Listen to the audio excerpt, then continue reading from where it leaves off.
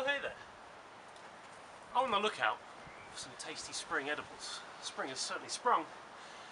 There's a few mushrooms that occur earlier in the year that I haven't talked about yet. Here's one of my favourites.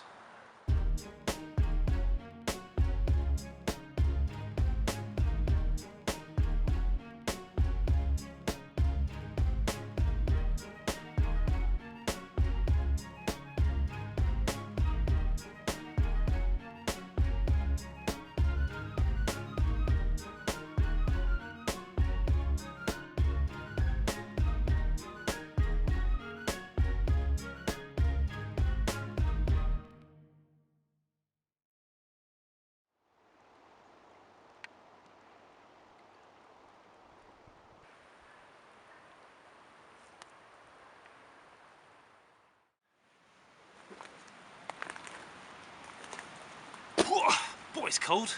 It's February, and I'm here to show you one of the most distinctive and easy to identify spring mushrooms. Well, late winter, early spring. I wouldn't exactly call this spring. So here, we're underneath a few hazels. We have, I'll get it out properly,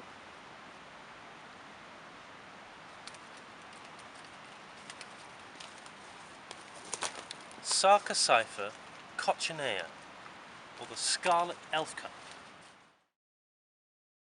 Scarlet Elfcups can be found from January to around April. They add a vibrant splash of colour to the forest when there's not much else around. It doesn't necessarily make them easy to spot though. Apparently there's another species called the Ruby Elfcup, which looks exactly the same and is of exactly the same toxicity, by which I mean it's edible. Oops.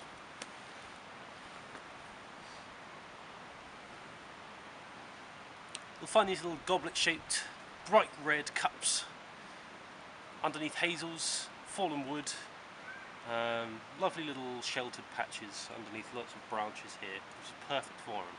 And once you find one, you'll usually find a few more. Be on the lookout for moist, mossy habitats with lots of fallen wood. Often the cups are buried under a bunch of twigs, so keep your eyes peeled.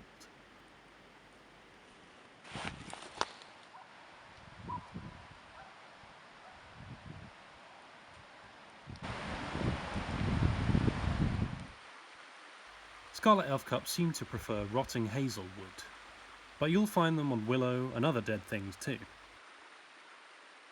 Generally, when hazels are producing these bright yellow catkins, it's the best time to look for them.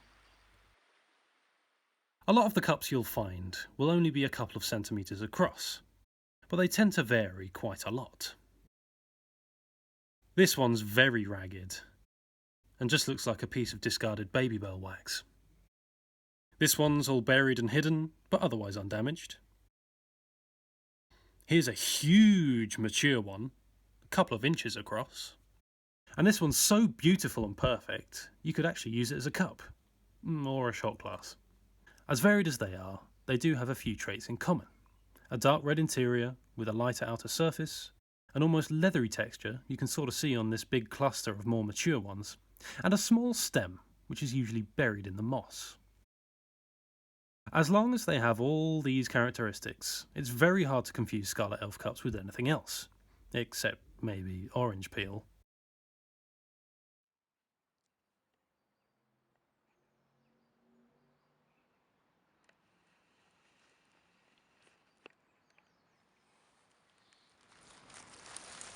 Now, Scarlet Elfcups aren't the tastiest of mushrooms, but you can eat them raw. Yeah. So let's check for dirt. It's not particularly dirty.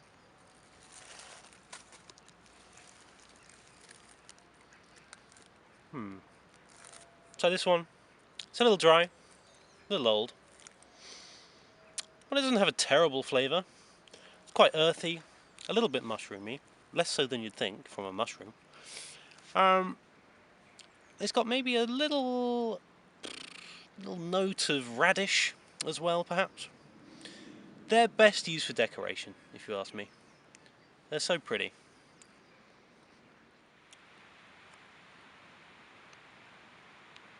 Some sources do class these as inedible, so honestly I'd just not bother picking loads of them.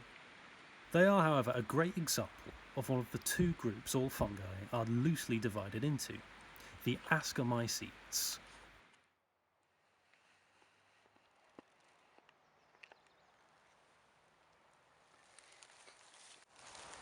This Scarlet Elfcup is part of the Ascomycete group, or the spore shooters. They're called that because the wind will blow over them and cause a certain mechanism to fire, shooting out their spores. And you can actually hear this in Scarlet Elfcups. If you blow across the top and then stick your ear to them, you'll be able to hear a little puff as the spores are shot out. It's quite amazing. The Elfcups one you'll have to remember for next year though. Their season's over for now. But there's plenty more mushrooms just starting to pop up, and I'll chat to you about those next time. For now, here's a dog.